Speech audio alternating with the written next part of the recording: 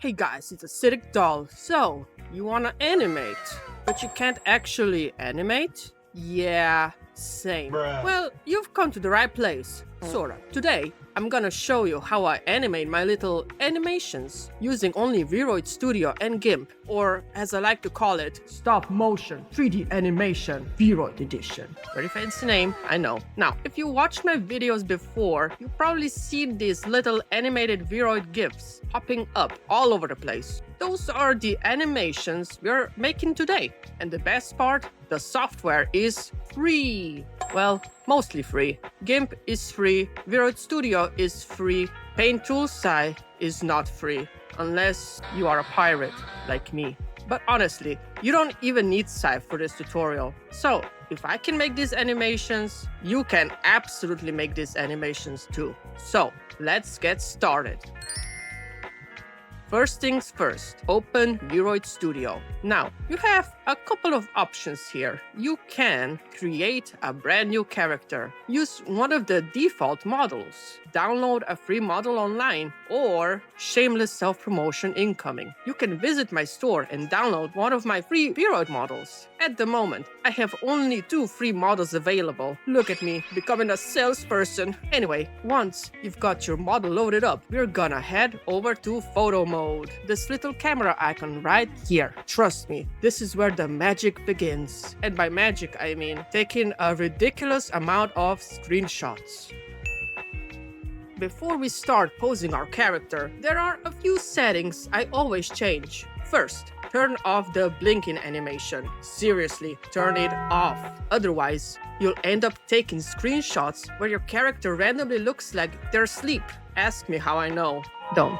With blinking disabled, you'll have much more control over expressions.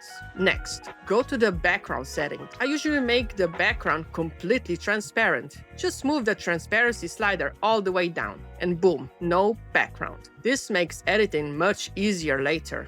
After that, go to post-processing. Find anti-aliasing. What? Aliasing. How do you say that? Anti-aliasing. Is it? Anti-aliasing. So I just Google Translate.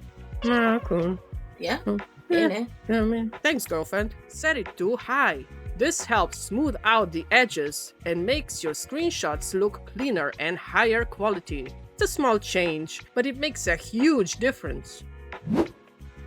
Now comes the fun part, the photo shoot. And yes, I basically run photo shoots for my own VTuber. I am simultaneously the photographer, director, model manager, and model. Very efficient. Going to the poses and animation section. VRoid already comes with a bunch of preset poses, which is great if you're feeling lazy. No judgment here, we've all been there. You can also use the built-in animations and pause them at specific moments to capture poses. But honestly, I usually prefer making my own. That way, I get exactly the expression and body language I want. Once you've got your first pose ready, take a screenshot. You can leave the file name alone if you want, but I recommend naming it something simple like frame 1 or just 1. Future you will thank present you, trust me. Now comes the actual animation part. And by animation, I mean moving the model slightly and taking another screenshot. That's literally it. Move arms a little, tilt the head, change the expression, rotate body slightly, then save another screenshot. Frame 2, repeat. Frame 3, repeat. Frame 4, repeat, and so on. The smaller the movement between screenshots, the smoother the final animation will look. You can create as many frames as you want. Sometimes I only use a few. Sometimes I get carried away and accidentally create way too many. Once your photo shoot is complete, it's time to open GIMP. Import all your screenshots as layers. Make sure they're in the correct order. Otherwise, your animation may start looking like your character is time traveling, which could be cool, but probably isn't what we are aiming for today. Once everything is organized, we're ready to export. Go to Export As. Choose GIF. When exporting, make sure each frame is a separate layer. Animation is enabled. Loop Forever is enabled. Unless you want your animation to play exactly once and then die, which admittedly is pretty dramatic.